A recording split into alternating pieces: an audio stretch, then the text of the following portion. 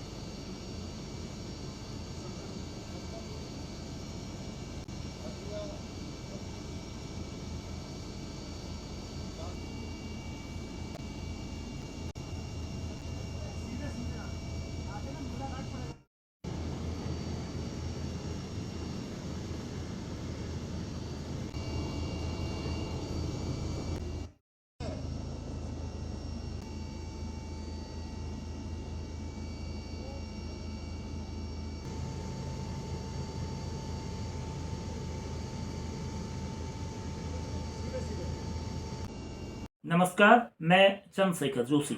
देवभूमि today में आपका स्वागत है। लगातार बरसते मेघ आखिरकार अब शांत हो गए हैं। जुलाई माह के बीते एक सप्ताह में लोगों ने आज 9 जुलाई को पहली बार सूर्य देव के दर्शन किए। भले ही मैदानी क्षेत्र टनकपुर बंदसा के इंटर तक के स्कूल और आंगनबाड़ी केंद्र आज 9 जुलाई और कल 10 जुलाई को भी बंद रहेंगे, लेकिन अब चहल पहल एक बार फिर लौट आई है। स्टेशनों में बसें, जीप, यात्रियों की आवाजाही, बाजार में शोरगुल के साथ ही कारोबारी गतियों में भी इजाफा दिखा है। इस माह हुई मूसलाधार बारिश ने चंपावत जिले के पहाड़ और मैदान के इलाकों को पानी पानी कर दिया। जुलाई के पहले 8 दिनों में चंपावत में 674 और मैदानी क्षेत्र बंदसा में 683 मिलीमीटर बारिश हुई, लेकिन आज मंगलवार का दिन बदला हुआ था।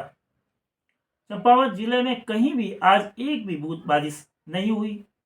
आज 9 जुलाई की सुबह से एनएच भी खुला हुआ है और टनकपुर पिथौरागढ़ राष्ट्रीय राजमार्ग पर आवाजाही सामान्य रूप से चलती रही, लेकिन जिले की कुल 58 सड़कें अब भी बंद हैं। पूर्णागिरि मंदिर को जाने वाले रास्ते की राह भी अभी बंद है। पाटनागढ़ का खतरा भी ज्यों का त्यों है। मूसलाधार बारिश ने जिले के प्रवेश द्वार बंदसा को पानी पानी कर दिया।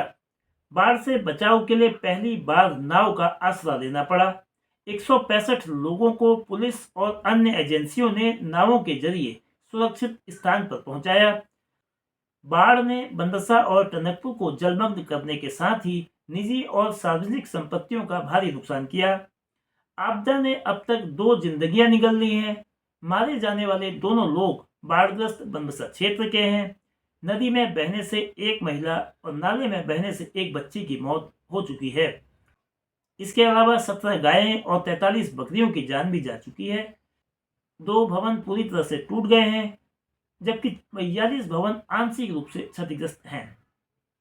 ये वो आंकड़े हैं जो प्रशासन के दरवाजे तक पहुंचे हैं। यद्यपि नुकसान इससे कहीं ज्यादा माना जा रहा है। यानी 2024 की मानसून की शुरुआत में ही आपदा के प्रहार ने गहरे जख्म दिए।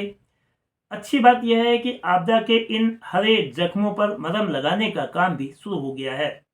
इस काम का आगाज प्रदेश के मुख्यमंत्री पुष्कर सिंह धामी ने आज 9 जुलाई को अपने निर्वाचन क्षेत्र चंपावत के बंदसा और टनकपुर से किया। सीएम ने बाढ़ग्रस्त क्षेत्रों का हवाई सर्वे किया और पीड़ितों का दुख दर्द बांटा। आपदा प्रभावितों के आंसू पोंछने के लिए तत्काल मदद और मुआवजा राशि का भुगतान 2 दिनों के भीतर कर दिया जाएगा। शारदा नदी से हो रहे भूकटाव को रोकने के लिए तत्काल प्रभावी उपाय करने के लिए भी मुख्यमंत्री ने निर्देश दिए। अलर्ट जारी करने के बाद ही शारदा से पानी छोड़ने के एनएचपीसी के अधिकारियों को निर्देश दिए गए हैं। वहीं आस्था के धाम पूर्णागिरि दर्शन के लिए आने वाले श्रद्धालुओं की सुरक्षा के लिए भी किसी तरह की कोताही नहीं बरतने को कहा गया है।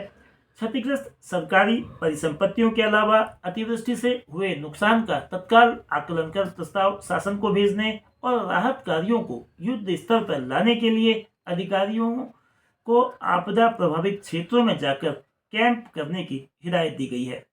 जिले के वरिष्ठ अधिकारियों को मानसून अवधि में मौके पर जाकर निगरानी करनी होगी। मानसून काल में हिला हवाली करने वाले अधिकारी कर्मियों के खिलाफ कार्रवाई की भी चेतावनी दी गई है। मुख्यमंत्री ने तत्काल के अलावा कुछ दीर्घकालिक कदम उठाने की दिशा में भी काम करने के निर्देश दिए हैं। टनकपुर किरौड़ा नाले के स्थायी ट्रीटमेंट और डाइवर्जन का स्थायी प्रस्ताव देने के अलावा टनकपुर बंदसा में प्रस्तावित ड्रेनेज सिस्टम को शीघ्र धरातल पर उतारने को कहा गया है। मुख्यमंत्री की ओर से आपदा के जख्मों पर मलहम लगाकर दर्द कम करने का प्रयास जरूर किया गया है, लेकिन क्या प्रभावितों का दर्द इतने भर से दूर होगा? उनके टूटे आशियाने और बेघर हुई जिंदगी कैसे पटरी पर आएगी?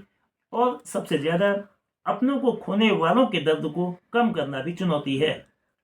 इसके लिए ये बेहद जरूरी है कि मुख्यमंत्री के निर्देशों पर जमीनी स्तर पर तेजी से प्रभावी ढंग से अमल हो।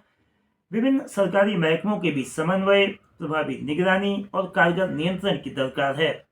सरकारी अमले को प्रक्रियागत सुस्ताई से भी पार पाना होगा। इसके अतिरिक्त एनएच के खतरों और संवेदनशील स्पॉट्स पर युद्ध स्तर पर काम करने की जरूरत है, ताकि लाइफ लाइन लोगों की लाइफ पर भारी न पड़े।